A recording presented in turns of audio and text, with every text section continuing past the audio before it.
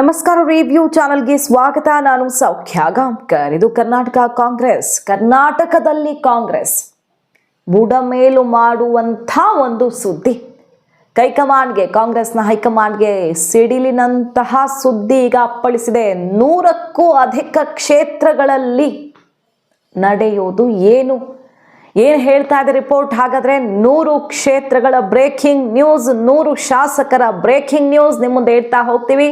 Miss ಮಾಡಿದ್ರೆ ನಮ್ಮ ಚಾನಲ್ನ ಸಬ್ಸ್ಕ್ರೈಬ್ ಮಾಡಿ, ನಿಮ್ಮ ಅಭಿಪ್ರಾಯ ಕಮೆಂಟ್ ಮಾಡಿ ತಿಳಿಸಿ. ಎಸ್ ವೀಕ್ಷಕರೇ, ಒಂದ್ ಕಡೆ ಡಿ ಕೆ ಸುರೇಶ್ ಅವರು ಈಗ ಡೆಲ್ಲಿಗೆ ಹಾರ್ತಾ ಇದ್ದಾರೆ.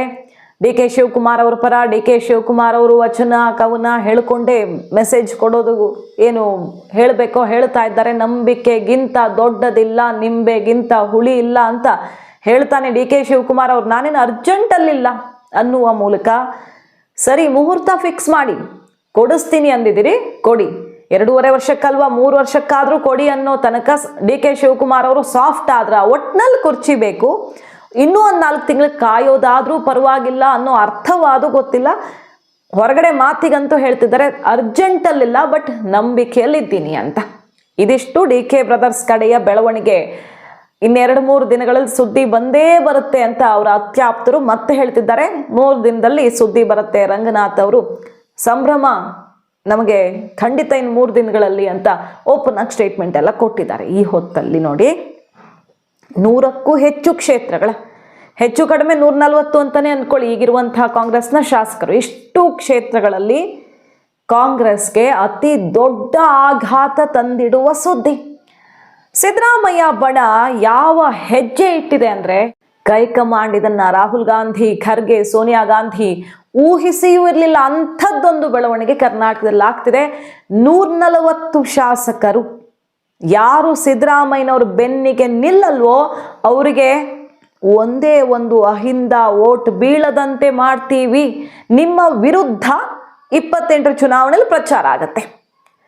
ಯಾವ ಶಾಸಕ ಡಿ ಕೆ ಬೆಂಬಲಿಸ್ತಾನೋ ಅಥವಾ ಯಾವ ಶಾಸಕ ತಟಸ್ಥವಾಗಿದ್ದುಕೊಂಡು ಸಿದ್ದರಾಮಯ್ಯನವರ ಪರ ನಿಲ್ಲಲ್ವೋ ಅಂಥವರನ್ನ ಸೋಲಿಸೋದಿಕ್ಕೆ ನಾವೇ ಅವ್ರ ಕ್ಷೇತ್ರದಲ್ಲಿ ಪ್ರಚಾರ ಮಾಡ್ತೀವಿ ಅನ್ನುವ ಓಪನ್ ಮೆಸೇಜನ್ನು ಈಗ ಸಮುದಾಯದ ಕಡೆಯಿಂದ ಕೊಡಲಾಗಿದೆ. ಸಿದ್ದರಾಮಯ್ಯನವ್ರ ಪರ ಕುರುಬ ಸಮುದಾಯದ ಮುಖಂಡರು ಮತ್ತೆ ಶೋಷಿತ ಸಮುದಾಯಗಳ ಮುಖಂಡರುಗಳು ಮಾತಾಡ್ತಿರೋದೀಗ ಕಾಂಗ್ರೆಸ್ ಅನ್ನೇ 28 ಚುನಾವಣೆಯಲ್ಲಿ ಬಹಿಷ್ಕರಿಸ್ತೀವಿ, ಒಂದು ಚೂರು ಹೆಚ್ಚು ಕಡಿಮೆ ಆದ್ರೆ ಕರ್ನಾಟಕದಿಂದ ಕಾಂಗ್ರೆಸ್ ಅನ್ನ ಕಿತ್ತೆಸಿತೀವಿ.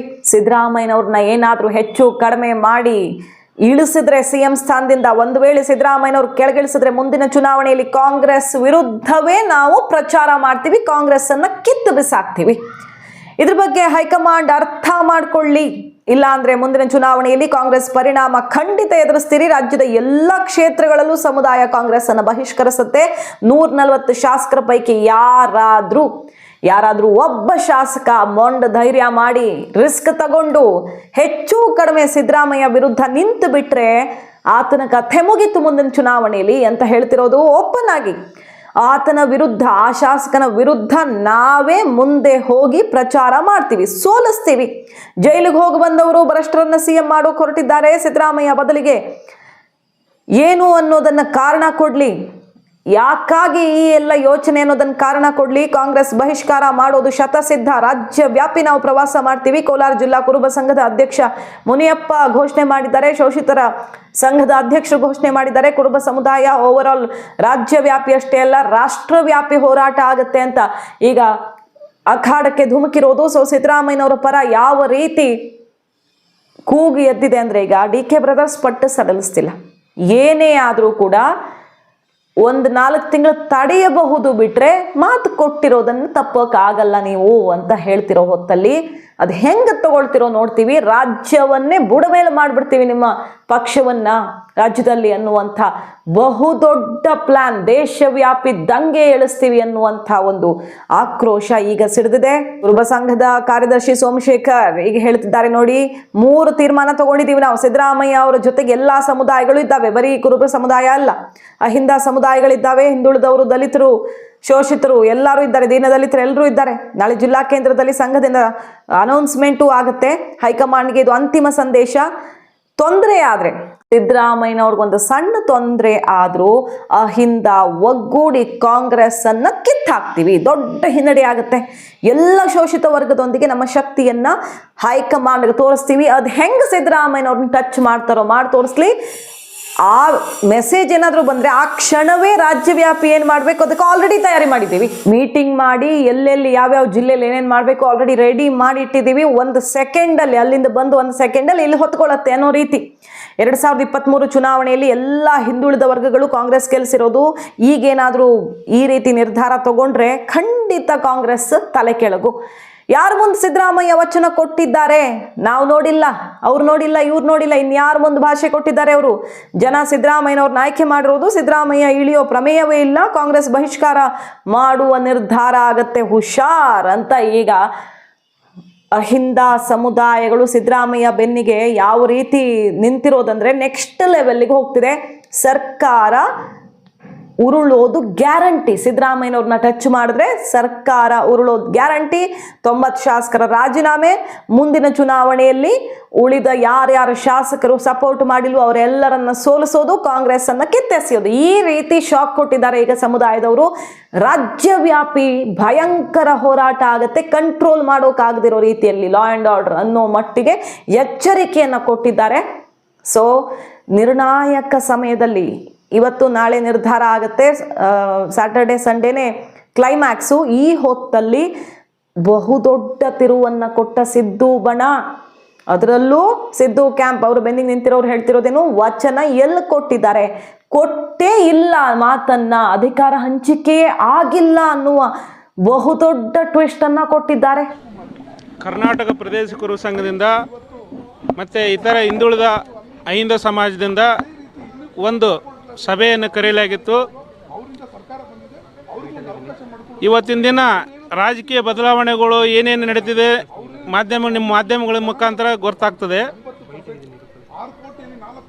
ಪ್ರಜಾಪ್ರಭುತ್ವ ವ್ಯವಸ್ಥೆಯಲ್ಲಿ ಜನಗಳು ಆಯ್ಕೆ ಮಾಡಿದಂಥ ಎಮ್ ಎಲ್ ಎಗಳು ಏನು ಮಾಡ್ತಾರ? ಶಾಸಕಾಂಗ ಸಭೆಯಲ್ಲಿ ಶಾಸಕಾಂಗ ಸಭೆ ನಾಯಕನ ಆಯ್ಕೆ ಮಾಡ್ತಾರೆ. ಅದು ಆಯ್ಕೆ ಮಾಡಿದ್ದು ಯಾರನ್ನ? ಸಿದ್ದರಾಮಯ್ಯ ಸಾಹೇಬನ್ನ 5 ವರ್ಷ ಕಾಲ ಆಯ್ಕೆ ಮಾಡಿರ್ತಾರೆ. ಅದು 2 ವರ್ಷ 1 ವರ್ಷ ಅಂತ ಇಲ್ಲ ಸಂವಿಧಾನದಾಗ ಚುನಾವಣೆ ನಡೆದು. ಅದಕ್ಕೆ ಅವ್ರ ನೇತೃತ್ವದಲ್ಲಿ 5 ವರ್ಷ ಅವ್ರದ್ದು ಏನು ಕಪ್ಪು ಚುಕ್ಕಿದೆಯಾ, ಏನು ದರೋಡೆ ಮಾಡಿದಾರಾ, ಏನು ಲೂಟಿ ಮಾಡಿದಾರಾ, ಅವ್ರು ತೆಗೆಯೋ ಉದ್ದೇಶ ಬೇಕಲ್ಲ. ಆದರೆ 660 KV ಪವರ್ ಅದು ಕರೆಂಟು ಸಿದ್ದರಾಮಯ್ಯ ಟಚ್ ಮಾಡೋಕ್ಕೆ ಯಾರಿಂದ ಆಗಲ್ಲ. ಇವತ್ತು ಯಾವುದೇ ಪಕ್ಷ ಇರಲಿ, BJP ಇರಲಿ, ಕಾಂಗ್ರೆಸ್ ಇರಲಿ, ಯಾವ ದಳ ಇರಲಿ, ಸಿದ್ದರಾಮಯ್ಯನ ತಂಟೆಗೆ ಹೋದವ್ರು ಎಲ್ಲೇನಾಗ್ಯಾರ, ಮಣ್ಣು ಮುಖ್ಯರ ಗೊತ್ತದ. ಕರ್ನಾಟಕ ಪ್ರದೇಶ ಕುರು ಸಂಘದಿಂದ ಮತ್ತು ಇತರ ಹಿಂದುಳಿದ ಅಹಿಂದ ಸಮಾಜದಿಂದ ಒಂದು ಸಭೆಯನ್ನು ಕರೆಯಲಾಗಿತ್ತು.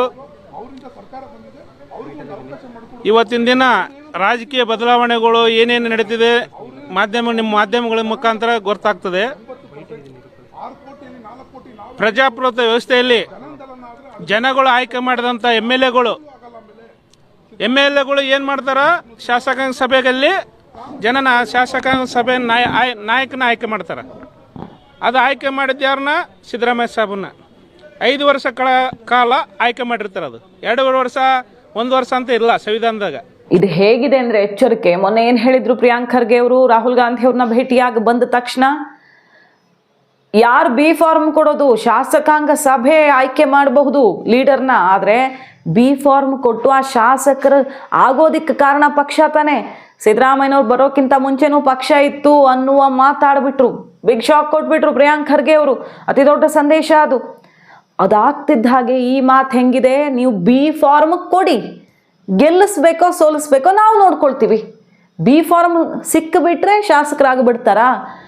ಸೋಲಿಸ್ತೀವಿ, ನಾವೇ ನಿಂತು ಸೋಲಿಸ್ತೀವಿ ಅನ್ನೋ ರೀತಿ ಈಗ ಖರ್ಗೆ ಅವ್ರಿಗೇನೆ ಬಿಗ್ ಶಾಕ್ ಕೊಟ್ಟಿದೆ ಸಮುದಾಯ.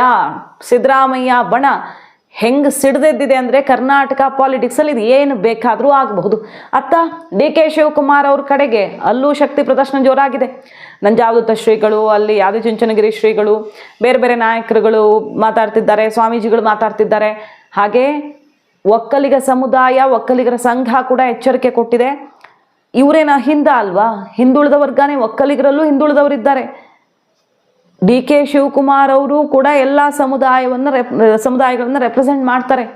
ಅದು ಹೆಂಗೆ ನೀವು ಮಾತು ತಪ್ತೀರಿ ಅಂತ ಕೇಳ್ತಿದ್ದಾರೆ. ಇವರು ಮಾತು ಕೊಟ್ಟಿದ್ರಲ್ವಾ ತಪ್ಪೋಕೆ ಅಂತ ಸೆಡ್ ಹೊಡಿತಿದ್ದಾರೆ. ಇದು ಇನ್ನೊಂದು ಹಂತಕ್ಕೆ ಹೋಗ್ತಿದೆ. ಈಗ ಸ್ವಾಮೀಜಿ ಅವ್ರು ಮಾತಾಡೋದ್ರಲ್ಲಿ ಏನು ತಪ್ಪೇನಿಲ್ಲ. ಈಗ ಸಿದ್ದರಾಮಯ್ಯನವ್ರ ಪರವಾಗಿ ಯಾರವರು ಕಾಗಿನೆಲೆ ಮಟ್ಟ ಸ್ವಾಮೀಜಿ ಅವರು ಮಾತಾಡಿದ್ದಾರೆ ಇವತ್ತು. ಇನ್ನೂ ಒಬ್ರು ಯಾರೋ ರಾಮಚಂದ್ರ ಇವರು ಅಂತ ಅವರು ಅಹಿಂದ ಅವರು ಮಾತಾಡಿದ್ದಾರೆ. ಅವರೆಲ್ಲ ಅವ್ರ ಪರವಾಗಿ ಮಾತಾಡ್ತಾ ಇದ್ದೀವಿ. ಇನ್ಮೇಲೆ ನಮ್ದು ದೊಡ್ಡ ಸಮಾಜ, ಇಡೀ ಕರ್ನಾಟಕಕ್ಕೆ ಒಕ್ಕಲಿಗ ಸಮಾಜ ನಂಬರ್ 1 ಅಲ್ಲಿ ಇದೆ. ಏನು ಮಾಡೋದಕ್ಕಾಗಲ್ಲ, ಯಾಕೆಂದ್ರೆ ಅವರು ತಂದೆ ಪರ. ಅವ್ರಿಗೆ ಏನೇ ಮಾಡ್ರು ತಂದೆನ ಅವ್ರು ಬಿಟ್ಕೊಡಕ್ಕಾಗಲ್ಲ.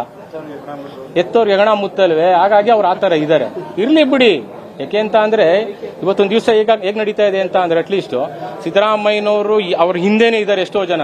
ಈಗ ರಾಜಣ್ಣವ್ರಿಗೆ ಈಗ ಮಂತ್ರಿ ಸ್ಥಾನ ಕಳೆದಿದೆ ಅಂತ ಗೊತ್ತಿದ್ರು ಅವ್ರಿಗೆ ಇನ್ನೂ ಆ ಮಾತನ್ನ ಟಾಕಿಂಗ್ ಇನ್ನೂ ಕಡಿಮೆ ಮಾಡ್ಕೊಳಕ್ ಆಗ್ತಾ ಇಲ್ಲ ಅವ್ರಿಗೆ, ಅಲ್ವೇ? ಅವ್ರಿಗೂ ನಾವು ಇದೇ ಮಾತು ಹೇಳೋದಕ್ಕೆ ಇಷ್ಟಪಡ್ತೀವಿ. ಯತೀಂದ್ರವ್ರಿಗೂ ಮಾತನ್ನ ಕಡಿಮೆ ಮಾಡಿ. ಶಿವಕುಮಾರ್ ಅವರು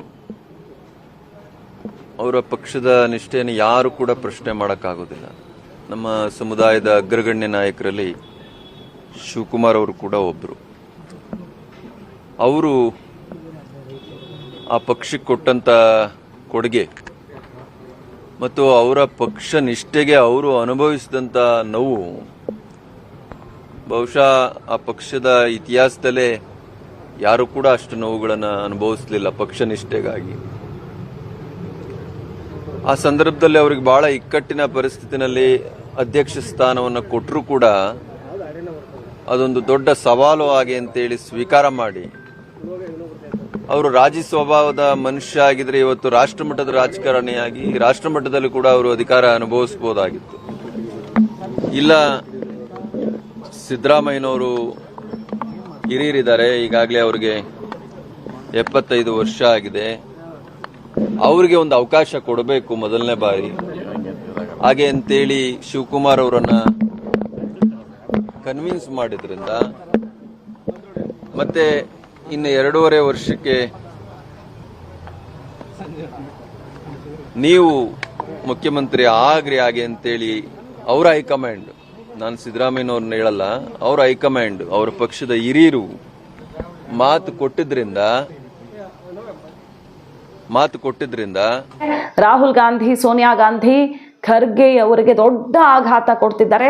ಎನಿ ಟೈಮ್ ಸರ್ಕಾರದ ಬುಡ ಅಲುಗುವಂತಹ ಸಮಯ ಹತ್ರ ಬಂದೇ ಬಿಡ್ತಾ. ಹಾಗಾದ್ರೆ ಮಾಹಿತಿ ಇಷ್ಟ ಆಗಿದ್ರೆ ಮಿಸ್ ಮಾಡಿದ್ರೆ ನಮ್ಮ ಚಾನಲ್ನ ಸಬ್ಸ್ಕ್ರೈಬ್ ಮಾಡಿ, ನಿಮ್ಮ ಅಭಿಪ್ರಾಯ ಕಮೆಂಟ್ ಮಾಡಿ ತಿಳಿಸಿ. Thank you.